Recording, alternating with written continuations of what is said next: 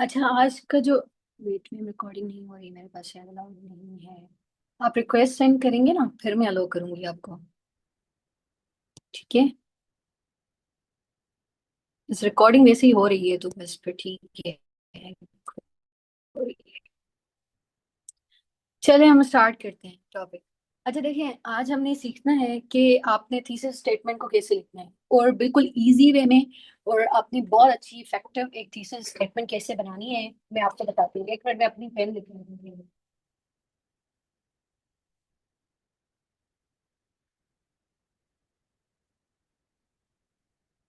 अच्छा, thesis statement का मैंने आप लोगों को बताया था। Thesis statement should be very simple. मतलब अगर मैं थीसिस स्टेटमेंट को पढूं ना, मुझे पता चल जाए कि आपने पूरी आउटलाइन में लिखना क्या है। ठीक है। अगर आपके पास कोई ऑप्शंस दिए हुए हैं, और आ गया फॉर एग्जांपल, और आ गया है, और आपने कोई एक ऑप्शन चूज करना है, तो वो भी आपने क्लियरली बताना है आपका स्टैंड। ठीक है, इतना क्लियर होनी चाहिए थीसिस स्टेटमेंट कि हमें पूरा पता चल जाए, अंदाजा हो जाए कि आपने जो प्राइमरी और सेकेंडरी हेडिंग्स बनाई है ना, वो किसके बारे में है। ठीक है। It should be very clear and it should be very simple. आपने यहाँ पे फैक्टर्स मैनिफेस्टेशंस को इंक्लूड नहीं करना, आपने सिर्फ बताना है कि टॉपिक क्या कह रहा है। ठीक है। So thesis statement again it should be very very very simple. हमने इसको प्रैक्टिस करना है, वैसे ही मैंने एक तो आपको करवाई भी थी। Again will do it. ठीक है। उसके बाद आपकी एक आउटलाइन क्या होती है? गुड आउटलाइन का मकसद सिंपल ये है कि ये बहुत ज्यादा रेलेवेंट हो आपके टॉपिक से। याद रखिएगा, वो अगर आपने फॉर एग्जाम्पल 20 to 25 आर्ग्यूमेंट्स दे दिए हैं और वो रेलेवेंट नहीं है टू द टॉपिक, फिर ये समझ जाइएगा कि आपका ऐसे फेल है। ठीक है।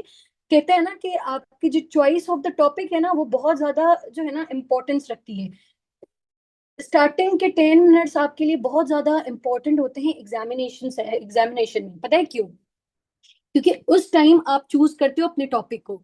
हमेशा उस टॉपिक के लिए जाया करें जिसकी आपके पास नॉलेज नहीं हो ज्यादा। भले आपके पास उसकी नॉलेज ना हो, लेकिन आप उसको डिपेक्ट सही कर पा रहे हो, उसको डिकोड सही कर पा रहे हो।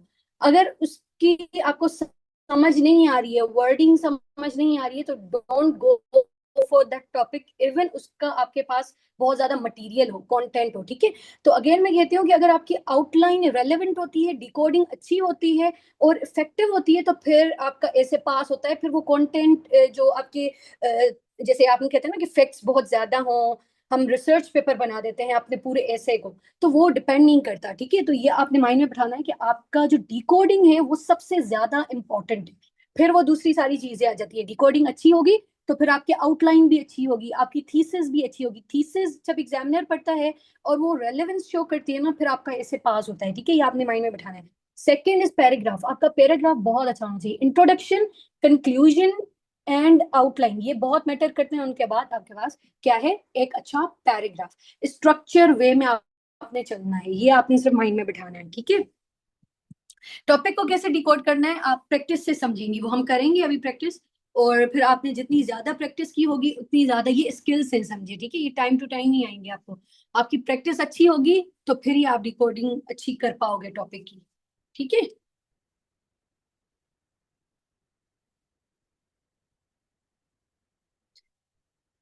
हम अब डायरेक्ट चलते हैं किसी एक आउटलाइन पर, फिर हम आते हैं इंट्रोडक्शन पर। ठीक है।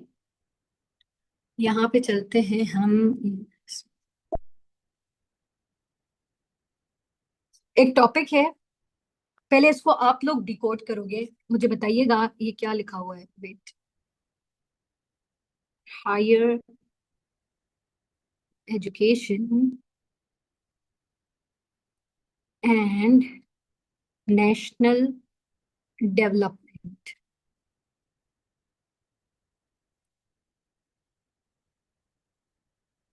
ठीक है, मुझे आप बताएं इसमें एग्जामिनर की आस्क क्या है, मुझे सिर्फ ये बताएं।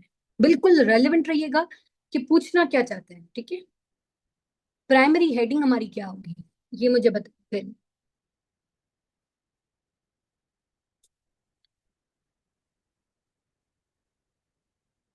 ओके। ओके। और कोई बताए?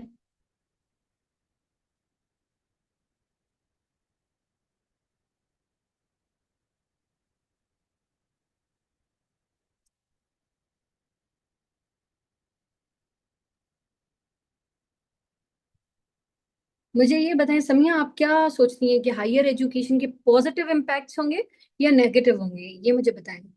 आपको क्या लगता है कि हायर एजुकेशन प्रमोट करता है नेशनल डेवलपमेंट को या डिमोट करता है, मुझे ये बताएं।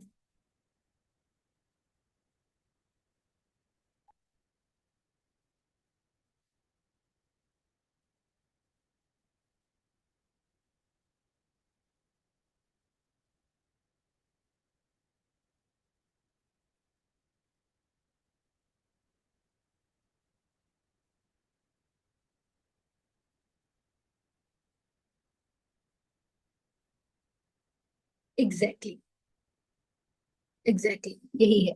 ठीक है, तो बेसिक जो है ना आपका थीसिस, जो आपकी डिपिक्शन है वो ये है कि हायर एजुकेशन जो है ना फोस्टर करता है या फिर प्रमोट करता है नेशनल डेवलपमेंट को।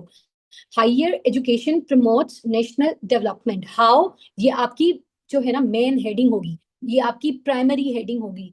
इसमें आपने एटलीस्ट 9 to 10 पैराग्राफ्स लिखने हैं। अच्छा, मैं आपको एक बात बता दूं, अगर आपने ज्यादा रेलिवेंस लानी है ना अपने टॉपिक में, ये रिस्क नहीं लेना कि एग्जामिनर को ये माइंड में बैठे कि हम बहुत ज्यादा इरेलीवेंट हो गए।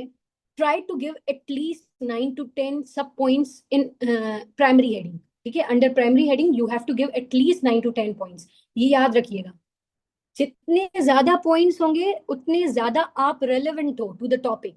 क्योंकि आस्क जो है ना वो ये है, इसकी आस्क है। उसके अलावा जो आप सेकेंडरी देते हो वो सिर्फ आपकी लेंथ बढ़ाने के लिए होता है, क्योंकि वो एग्जामिनर को भी पता है कि 3000 वर्ड्स आप एक डायमेंशन को कवर करने में नहीं लिख सकते, ऑफ कोर्स। ठीक है, डिड यू गेट दिस, ये पॉइंट समझ आई? ओके, शुमाइला समझ आ रही है? ऑल राइट, बस आपने ये माइंड में बिठाना है, मैं बार बार कहती हूँ कि बहुत ज्यादा रेलेवेंट रहें। जितना ज्यादा रेलेवेंट रहेंगे ना उतना उतने चांसेस बढ़ जाते हैं कि आपका ऐसे पास है। ठीक है, रेलेवेंस बहुत इंपॉर्टेंट है। फिर वो सारी चीजें आ जाती हैं कि आपकी इंग्लिश बहुत अच्छी होनी चाहिए या ये, इनको छोड़ दें। फिलहाल आपने सिर्फ माइंड में बिठाना है कि relevance is very important. Relevant नहीं होंगे ना फिर आगे वो ऐसे पढ़ेगा ही नहीं, क्योंकि एग्जामिनर ने वो पूछा ही नहीं है जो आपने लिखा है, फिर फायदा ही क्या है ऐसे का। ठीक है, तो डिकोड आपने बहुत अच्छे तरीके से करना है। अब आपको देखिए समझ आ गया ना higher education and national development में पूछा क्या जा रहा है। तो what you have to do, you have to write that only. ठीक है, पहले आपने प्रेफरेंस उसको देनी है, फिर हम आएंगे सेकेंडरी। अच्छा, एक और बात मैं आपको बताऊं, जब कोई भी इशू बेस्ड टॉपिक्स होते हैं ना, कोई भी इशू, जैसे for example economic crisis, education की क्राइसिस, हेल्थ सेक्टर की क्राइसिस, तो उसमें ट्राई किया करें कि एंड में रिकमेंडेशंस दें। 4 to 5 ही दें, लेकिन दें। अगर क्वेश्चन में पूछा नहीं गया, अगर पूछा गया तो फिर तो आपने 7 8 की तरफ जाना है। ठीक है, अगर नहीं पूछा गया फिर भी एटलीस्ट 4 to 5 दें, क्योंकि हमेशा ऐसे को हम एंड करते हैं विद पॉजिटिव नोट। ये आपने थोड़ा सा माइंड में बिठाना है। अब इस पर हम ना आउटलाइन बनाते हैं और फिर हम चलेंगे। मैं सब पॉइंट्स नहीं लिखूंगी, मैं सिर्फ आपको बताऊंगी कि मेन और सब हेडिंग्स, थीसिस स्टेटमेंट इसमें कैसे लिखी जाएगी, और फिर मैं आपको अपनी एक आउटलाइन भी दिखाऊंगी। और फिर हम एक और इंट्रोडक्शन भी लिख लेंगे। ठीक है, तो अब फॉर एग्जांपल नंबर 1 हेडिंग होगी आपकी इंट्रोडक्शन। ठीक है, अच्छा ये देखें, टॉपिक में ना हमेशा फर्स्ट लेटर सबके कैपिटल रखा करें, ये मिस्टेक नहीं कीजिएगा। इंट्रोडक्शन, इंट्रोडक्शन के नीचे हम लिखते हैं thesis statement, without mentioning the title. आपने सिर्फ थीसिस स्टेटमेंट लिखनी है, simply it is the depiction of the topic, decoding of the topic. ठीक है, अच्छा ये याद रखिएगा, थीसिस स्टेटमेंट इतनी सिंपल होनी चाहिए कि इसमें सिर्फ आपको ये पता होना चाहिए कि कौन सी आपकी प्राइमरी हेडिंग्स है और कौन सी आपकी सेकेंडरी हेडिंग्स है, सिंपल। ठीक है, हर कोई कोड जो है वो डिफरेंट वेज से करता है। इसका मतलब सिंपल ये है कि उनकी सेकेंडरी हेडिंग्स जो है वो डिफरेंट हो सकती है, लेकिन प्राइमरी हेडिंग वही होगी जो एग्जामिनर की आस्क है। ठीक है, अब हमने कैसे किया है इसको हम देखते हैं। फॉर एग्जाम्पल मैं स्टार्ट करती हूँ, higher education is an engine of national development। ठीक है, अब ये मैंने बताया है क्यों, क्योंकि ये मैं सोचती हूँ यही मेरी प्राइमरी हेडिंग है। ठीक है, यहाँ पे full stop, however, however, comma, उसके बाद आएंगे there are certain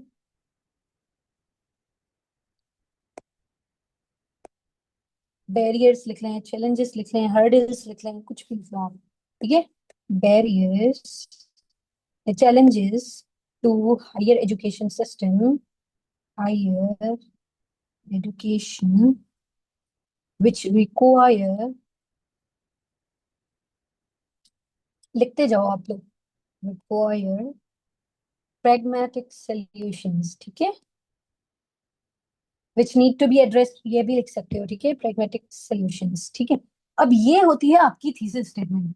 इतनी सिंपल होती है थीसिस स्टेटमेंट।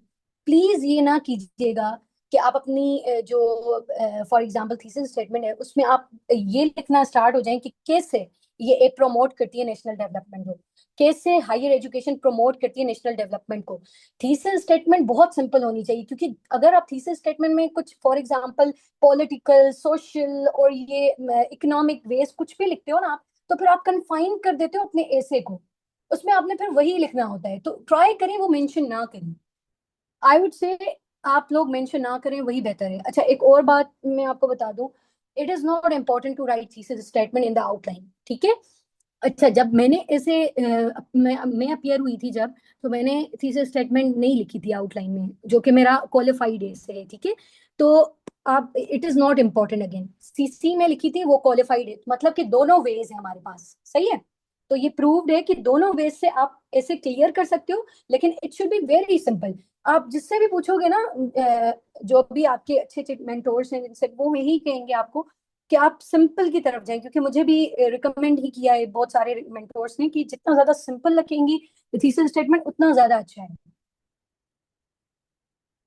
यस, आपने सब डिपिक्ट करना है। अच्छा, थीसिस स्टेटमेंट में वो सारी चीजें मेंशन करें जो आउटलाइन में है। आउटलाइन की जो मेन हेडर्स है ना, फॉर एग्जांपल आपकी मेन हेडिंग्स कौन सी हैं, एक तो हो गई higher education and national development. ठीक है, simple higher education, how higher education promotes national development. उसके बाद फिर बैरियर्स टू हायर एजुकेशन, उसके बाद आप रिकमेंडेशंस पे आएंगे। ये तीनों बस आपने मेंशन करने हैं अपनी थीसिस स्टेटमेंट में। It should B of 1 to 2 sentences, not more than that. It should B of 4 lines. ठीक है, 4 to 5 लाइन्स बस, ज्यादा इसको लेंदी नहीं करना है। बस समझ आ जाए कि कंसाइज वे में आपने उसको अच्छे से डिपिक्ट कर दिया है, डिकोड कर दिया है टॉपिक को। ठीक है, सिंपल इज दैट। ये आपको समझ आई थीसिस स्टेटमेंट? इसीलिए मैं कहती हूँ कि लाइव क्लासेस में आए, क्योंकि फिर आपके लिए ना क्वेश्चंस पूछना इजी हो जाते हैं। गुलाम, ये समझ आ रही है आपको? थीसिस स्टेटमेंट समझ आई है?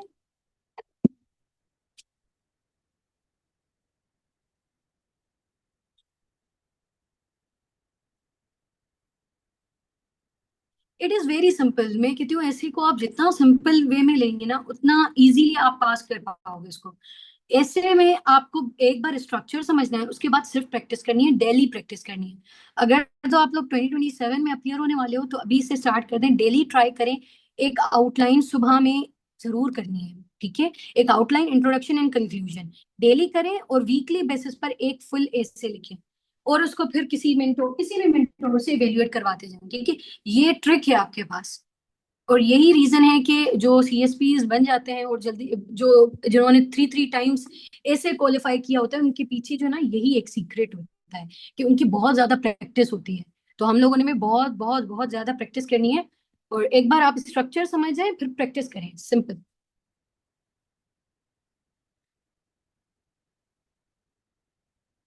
हाँ, प्राइमरी हेडिंग क्या थी? Primary heading simple, higher education is an engine of national development. Secondary heading क्या है? बैरियर्स है, चैलेंजेस टू हायर एजुकेशन। उसके बाद एंड में क्या है? प्रैग्मेटिक सॉल्यूशंस, या फिर आप कोई भी recommendations which need to be addressed. अगर हम लिखते हैं which need to be addressed, तो इसका मतलब यही है ना कि हम यहाँ पे कुछ सॉल्यूशंस देंगे, सिंपल।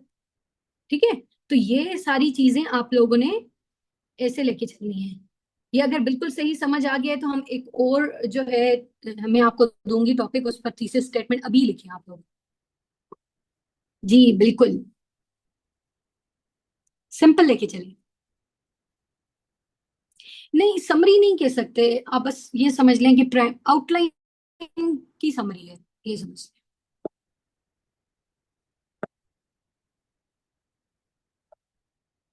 यस, अब आप लोग मुझे एक टॉपिक पर ना लिख के दिखाओ थीसिस स्टेटमेंट, ताकि मुझे पता चले आप लोग को। ये वाली, brain drain causes and consequences. आपने सिर्फ थीसिस स्टेटमेंट लिखनी है, अभी लिखें।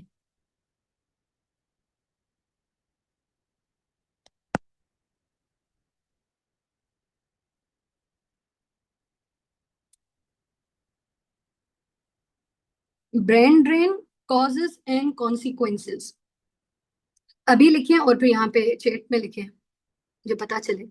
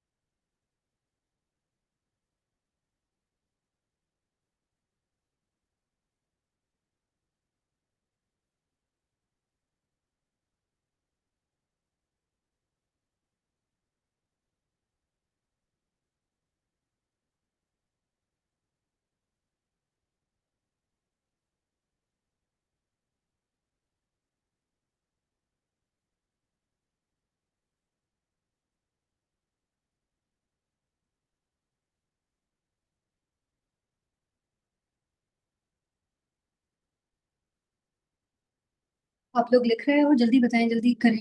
इतना टाइम नहीं लगना चाहिए, मैक्सिमम 2 to 3 मिनट्स।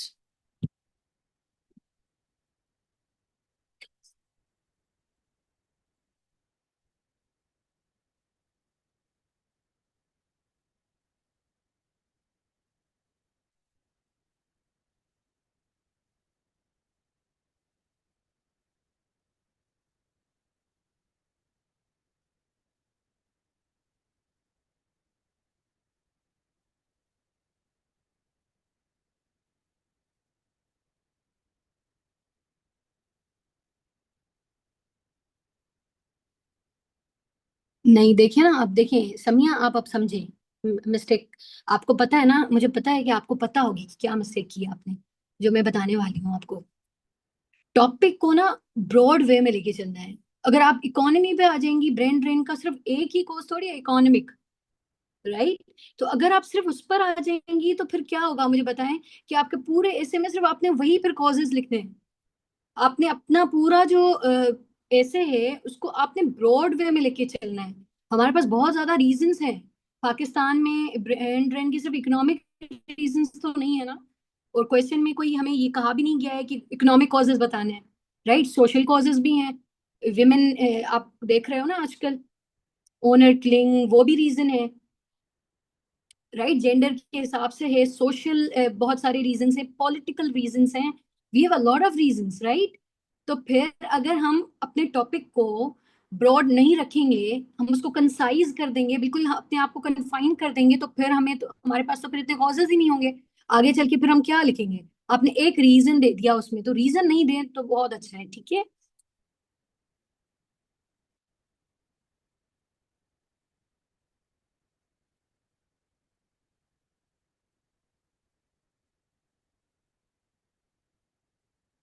ठीक है, अब हम आगे चलते हैं। ठीक है, आप लोग जिन्होंने नहीं लिखा वो आप लोग फिर बाद में लिख लीजिएगा, ठीक है।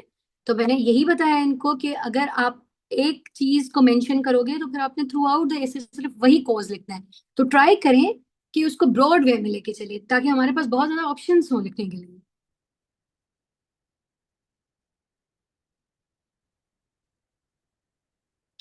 There are multiple causes behind brain drain या हाई ब्रेन ड्रेन, जो भी उसमें लिखा हुआ है। आगे आपने जैसे लिखा है वो बिल्कुल ठीक है, सिंपल।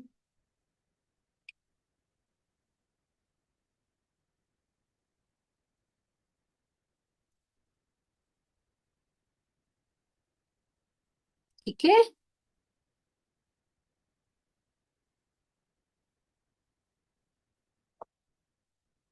है।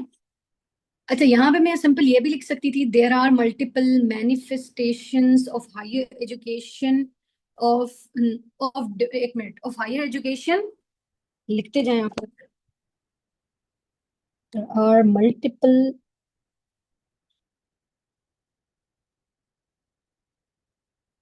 manifestations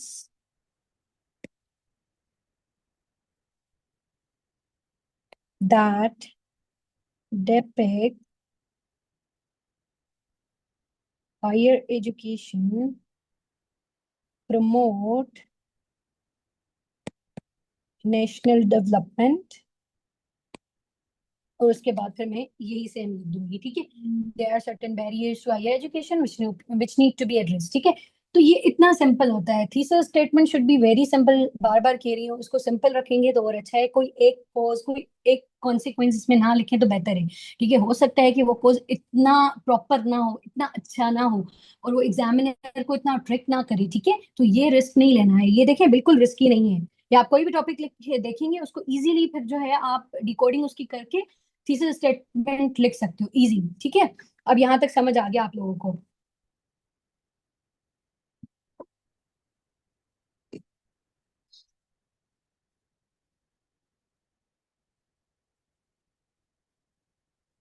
Millions of well-trained professionals leave country for better opportunities, causing many problems. अच्छा, आपने causes को थोड़ा सा मेंशन करना है, बाकी तो आपने consequences की भी बात की है, effective measures की बात की है, क्योंकि उसने क्वेश्चन में ही पूछा हुआ है causes का, ठीक है। तो आपने ये थोड़ा सा ऊपर ये लिख लेना है, ठीक है। इसके अलावा इट्स गुड, इट्स ओके। आगे चलते हैं। सॉरी। अच्छा, अब हम कहाँ पर थे? इंट्रोडक्शन पर हम आ गए। इसके अलावा मैं ये रिमूव करती हूँ, ठीक है। यहाँ पे आप लोग खुद लिख लीजिएगा ये थीसिस स्टेटमेंट। अच्छा, थीसिस स्टेटमेंट का टाइटल नहीं देना है आप लोगों ने।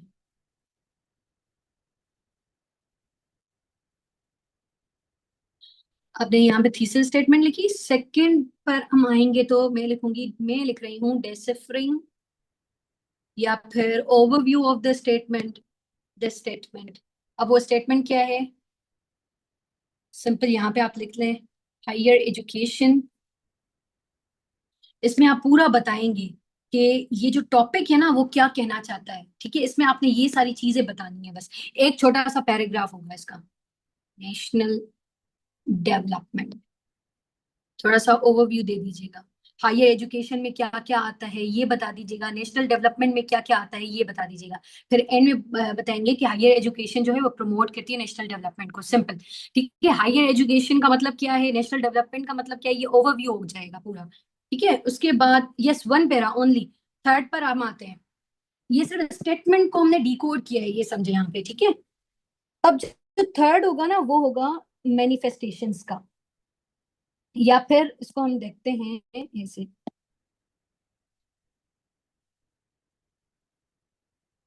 How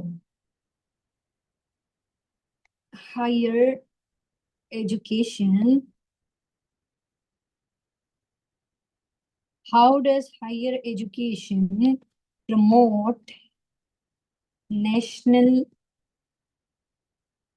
development. अच्छा, हम छोटी छोटी मिस्टेक्स करते हैं, वो आप लोग नहीं कीजिएगा तो बेहतर है। अच्छा, वो छोटी छोटी मिस्टेक्स ये हैं, तो एक तो स्पेलिंग मिस्टेक्स होनी नहीं चाहिए। जब आप लिस्ट आउट करते हो ना चीजों को, तो यहाँ पे आप कॉलन देते हो। कॉलन यूज ही इसलिए होता है कि आप एक चीज को लिस्ट आउट कर रहे हो, या फिर इसके लिए जैसे हम एक टॉपिक्स भी आपने देखे होंगे, एक आपको थीम दिया जाता है, फिर कॉलन, उसके बाद उसकी एलेबोरेशन कि आपने पर्टिकुलर क्या डिफाइन करना है, ठीक है। तो यहाँ पे आपने जहाँ पे लिस्ट आउट करना है वहां पे आपने कॉलन लगाना है, ये याद रखिएगा। क्वेश्चन, अच्छा यहाँ पे क्वेश्चन है तो you have to go for the question mark of course, ठीक है। एक मिनट, एक और चीज है जो मुझे मेंशन करनी है यहाँ पे, और वो ये है कि देखें, एक वे ये होता है कि आप हर वर्ड का फर्स्ट लेटर जो है वो कैपिटल लिखें, ठीक है। एक ये है, और आपको फिर वो through out your outline follow करना है। अगर आप ऐसा नहीं करते तो फिर आपने फर्स्ट जो बस फर्स्ट वर्ड का लेटर, फर्स्ट लेटर जो है वो कैपिटल लिखें, और सारा जो है फिर वो स्मॉल में रखे जाए, ठीक है।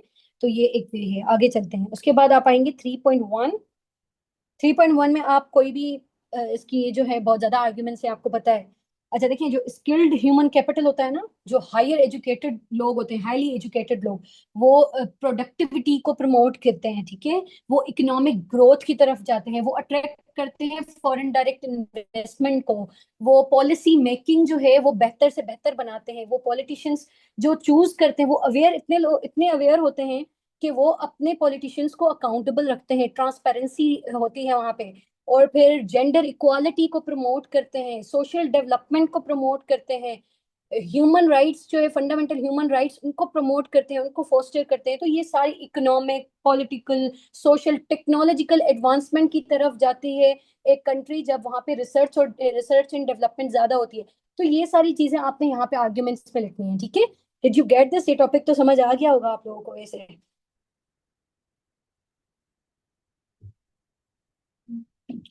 मैं उनमें से ही हूँ, मैं कैसन पॉइंट्स नहीं लिखती हूँ बिल्कुल भी। तो it's not wrong, course you can go for any way. क्योंकि देखें, जरूरी नहीं है ना कि आपके पास हर पॉइंट का केस इन पॉइंट हो, लेकिन आपके पास अगर 3 to 4 भी है ना, तो you can write it, you can mention it. मुझे एक्चुअली होता ये है कि जब हम कोई भी ऐसे अटेम्प्ट करते हैं ना, तो उस टाइम हमें माइंड में नहीं आते हैं केस इन पॉइंट। लेकिन जब हम वहां पे आगे चल के पैराग्राफ लिख रहे होते हैं, तो फिर हमें याद आते हैं, ठीक है। तो इसलिए मैं अपने आउटलाइन में मेंशन नहीं करती हूँ, लेकिन you actually can go for it, अगर आपको याद है तो।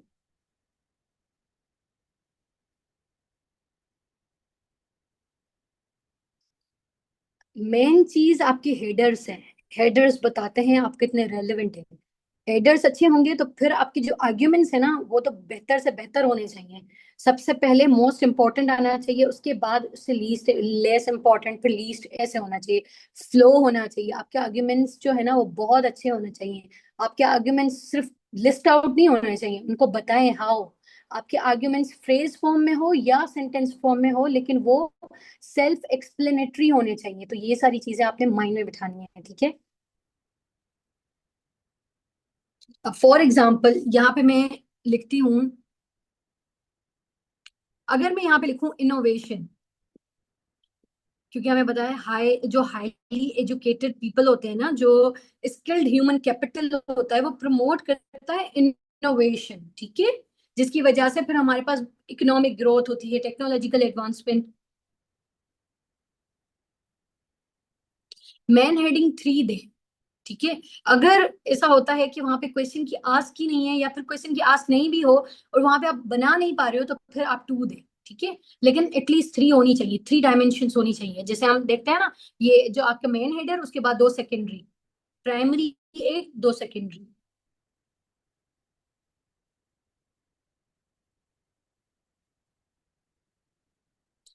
अच्छा देखिए अब,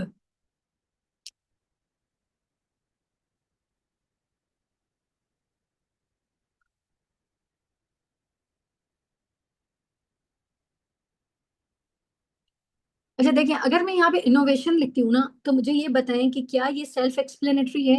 क्या ये एक वर्ड बता रहा है कि आप बताना क्या चाहती हैं? नहीं ना। तो आपने ये ट्राई करना है कि आप जितना ज्यादा सेल्फ एक्सप्लेनेटरी हो सकती हैं हो जाएं, ठीक है। ताकि वो फिर पूरा पैराग्राफ नहीं पढ़ना पड़े। मैं हमेशा कहती हूँ हर सब्जेक्ट में इट इज वेरी इंपॉर्टेंट। अगर वो इवन करंट अफेयर्स है, आपका पाकिस्तान अफेयर्स है, आपके ऑप्शनल्स हैं, ट्राई करें कि आपकी हेडिंग्स जो है ना वो सेल्फ एक्सप्लेनेटरी हो। कभी भी एक वर्ड के लिए नहीं जाया करें, क्योंकि देखिए मैंने बहुत बार देखा है। मैं कल ही एक स्टूडेंट का चेक कर रही थी, इस्लामिक स्टडीज में उन्होंने लिखा था, सलाह का कोई क्वेश्चन था, ठीक है, प्रेयर्स। उसमें उन्होंने लिखा था कि पेशेंस इम्पैक्ट्स में, इम्पैक्ट्स ऑफ सलाह, ठीक है। तो उन्होंने लिखा था पेशेंस, ठीक है। तो I was like what patience, क्या पेशेंस, क्या मुझे बताएं, कैसे पेशेंस का क्या मतलब है? मुझे पूरा उसको डिफाइन करें। मतलब आप देखें ना, आप वहां पर तो मौजूद नहीं है ना, एग्जामिनर को कैसे समझ आएगा? आप अगर वहां पर मौजूद होंगी तो फिर आप पूरा डिफाइन करेंगी, ठीक है। तो मैंने उनको यही बताया कि अभी आप मुझे डिफाइन कर रही हैं,